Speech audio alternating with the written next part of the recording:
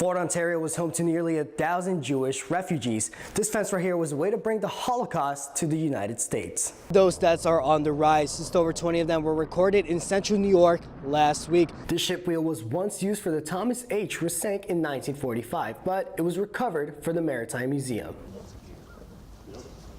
The College Republicans Club is supporting free speech by allowing students to sign their thoughts on this free speech ball. Tugboats are the workhorse of the shipping world, including this World War II veteran, the Nash. The Oswego Ski Club brings in new people every year. The Rail Jam is a way to promote the club. Coming up, to release a mugshot or not, it's a question on the minds of many officers in central New York. A visit to the White House, a once-in-a-lifetime opportunity for SUNY Oswego student Tyler Toomey. This afternoon, Toomey was invited to meet President Donald Trump. This stems after an incident where Toomey's club, the College Republicans, were threatened after the post with the Build the Wall sign. A lot of our students were really concerned. They were fearful to stand up for their beliefs and didn't want to actively be a part and publicly promote their views.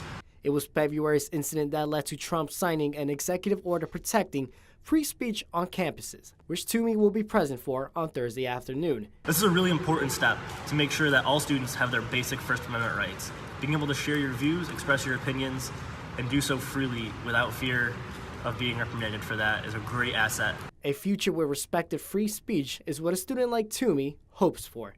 Reporting in Oswego, I'm Brandon Cortez.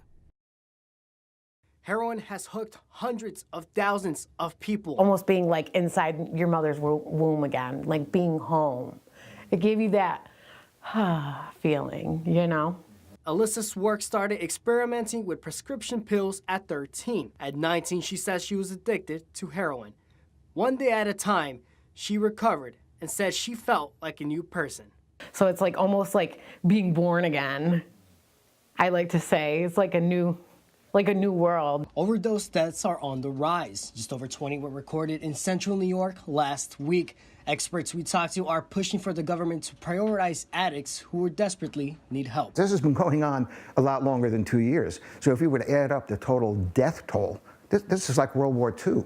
Medic Lon Fricano says these deaths are being overlooked. These deaths are silent victims falling behind the curtain somewhere. That is a tragedy in and of itself. It perpetuates the problem instead of solving it. I believe addiction does not discriminate. It could happen to anyone. Swerk calls the recent deadly overdoses heartbreaking and says only by the grace of God did she survive her addiction. And one thing I tell people is that there is help available.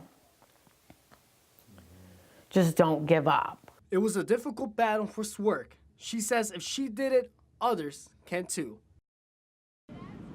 Alyssa's work has been clean for 5 years. She recommends that people in need reach out to heat rehab centers for help.